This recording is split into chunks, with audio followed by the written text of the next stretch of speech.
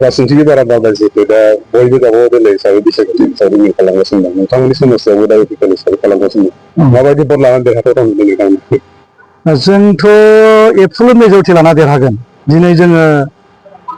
नायदो नोङो चन्दन सारनि जोंनि समस्ति काजलगाव समस्ति ओरैबायदि मोजां समस्ति दोहौआनो आलादा रोखोमनि जायनि फलाव बिथांमोनहा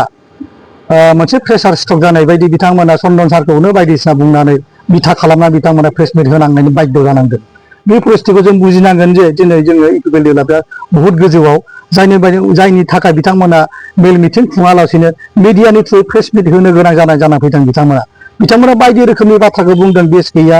बा नोङो देरहानाय नङा 15 बोसोर सरकार खुंनानै बा 15 बोसोर नोङो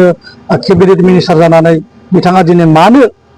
काउन्सिल गेलेनो नागिरखो काउन्सिल गेलेनाया मा जोंनि न'खरसो बियो जोंनि बड'लेण्डनि न'खर जाय न'खरखौ जोङो आखाइजोंनो दादों सुजुदों बे न'खरखौ जों बोरै नेवसिनांगौ न'खरा जुदि मोजांबासो जों बाहेरायाव मोजां खामानिखौ मावनो हागोन बाहाय सोरबा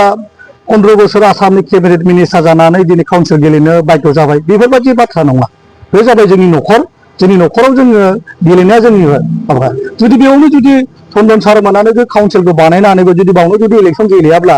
बेखौ मुगैनाय जाया होमबा मुगैनायसो जागोन गथिखे बेफोरबायदि बिसोरनि बुंनाय रावफ्रा बुहुद माने सानस'हायै बिथांमोना बे साननो जिथु साननांगौ दङमोन जिथु बुंनांगौ दङमोन जिथु फिल'सफि आइडिय'लजि बिथांमोना गैलिया साननो हानाय सक्तिया गैलिया बेखायनो बिथांमोना ओरैनो नङै बाथ्राफोरखौ बुंनानै रायजोफोरखौ माने गलि होनो हायो नामा बेफोरबायदि गेमखौ बिथांमोना गेलेगासिनो दङ नाथाय रायजो राजाफ्रा बुजिजोब्बाय गोदाननि जुगाव गोरों गोरा जोबसै दा 5G मुगासै गोदोनि बायदि 2G मुगा नंला जायनि थाखाय रायजो राजाफ्रा बुजिखासै बिथाङा जेसेबांखि होना जेसेबांखि बुङा मानो रायजो राजाफ्रा UPPL डेभेलपनो भटखौ होगोन